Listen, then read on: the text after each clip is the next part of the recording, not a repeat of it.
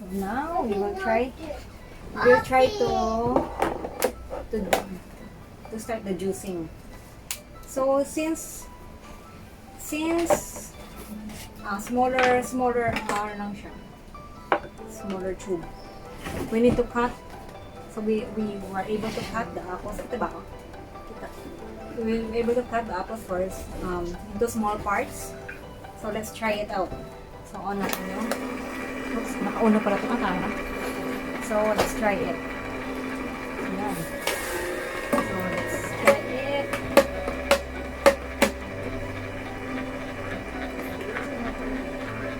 With apple, with there, dropping. Again? Yes. Where's that? It's there on the side. Whoa. So it's a bit slower, as you can see. It's spilling. Yes.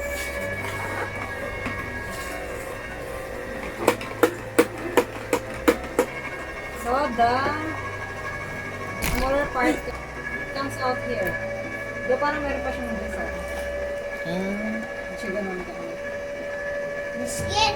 The skin is coming out.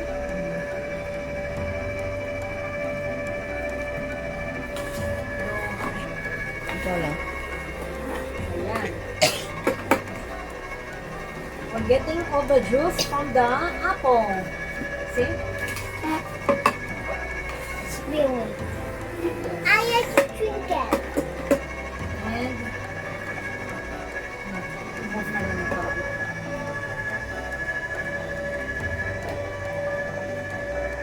There you go. So we're getting all the apples.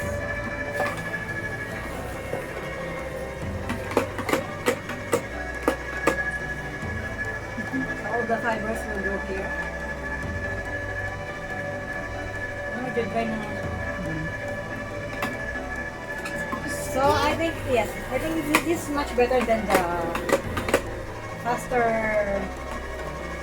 juicer. Ganun na rin ah. 3 whole apples. I cut it into 6. 6 pa. Yes. Cut into 1. small pieces.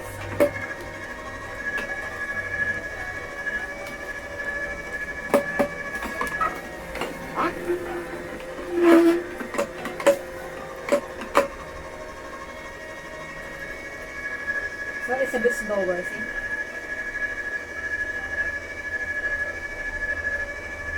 It's spilling. Yes, you can still use the fiber from the fruits. With the hamster. Ay, Madami na? tapos isama mo. Carrot? Hindi pa. Hindi ba, isama ba yan? Malaki pa rin ito. Ikat ko. Ganyan yung knife ko. Saan ang knife? Ah, Parang lang. balik ko. So, smaller, ano kasi siya mouth.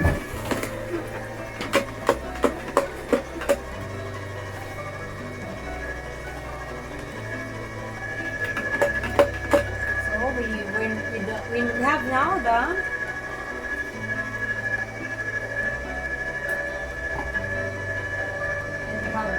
carrots. I'll try the carrots first.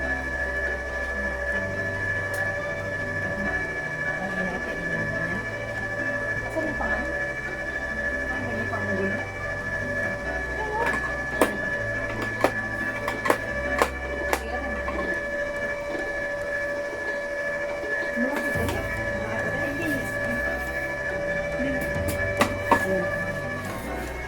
There's many. There's many now. Yeah. Carrots. There, yan ito yan. Back in the apple. The carrots is already here. Oh. Apple juice.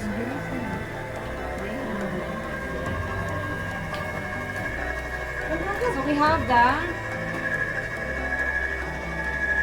have our apple juice.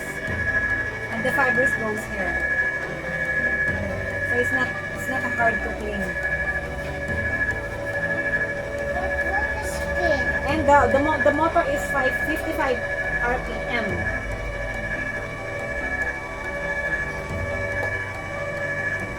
It's a bit slower.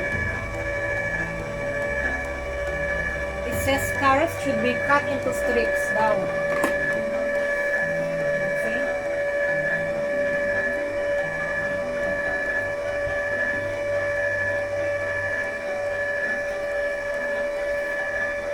So this is the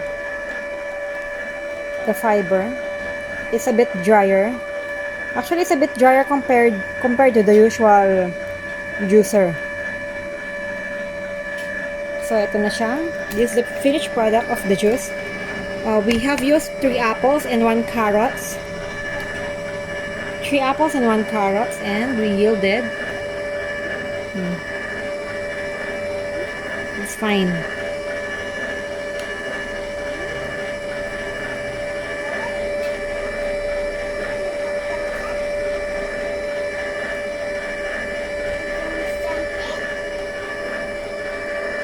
So we can close this up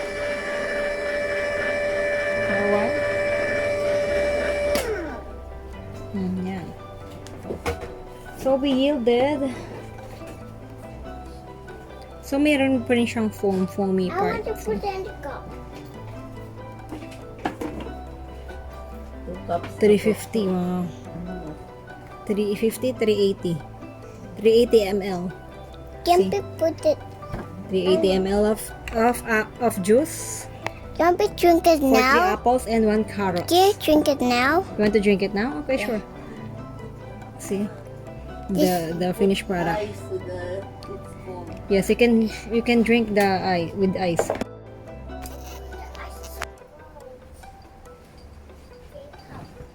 So this is the finished product of our juicing, of our slow juicer. Actually, it's quite really refreshing. It's very fresh and very nice and pure. And compared to the normal juicer, it's not that noisy. It's a bit quiet, and it really slows. It really juices your fruits slower than the usual juicer. That's why it's called slow juicer. And it can squeeze more juice on your fruits, or you can also try your vegetables next time. And the taste is really nice. I really love it, and my kids also love it. You can add some ice as well, and the taste is really natural, not too sweet, unlike the commercialized pure apple juice out there. And this one is I think this one is good, also good for a small family, for beginners. And if you can just cut little pieces, because for this type of slow juicer, the input part is a bit small, so you need to cut your fruits, vegetables into small pieces. But I think that's not really a problem, as long as it can extract more juice. It will be worth it. And compared to other brands, Hyundai is already established brand.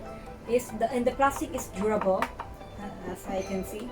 The material is very durable, and there's a service center here in Singapore. So I think this is worth it. You can try it for beginners out there. You can try it. This one is not that expensive than the other brands. And and I really love the taste. It's so nice. So hope guys you like my videos. Thanks for watching, guys, and for more videos, please follow my channel, Mom's Me Time, and don't forget to subscribe, like my videos, and share. And you can also leave comments or any suggestions as well. Keep safe, everyone. Stay healthy, and thank you so much. See you next time. Bye! I'm enjoying my juicing.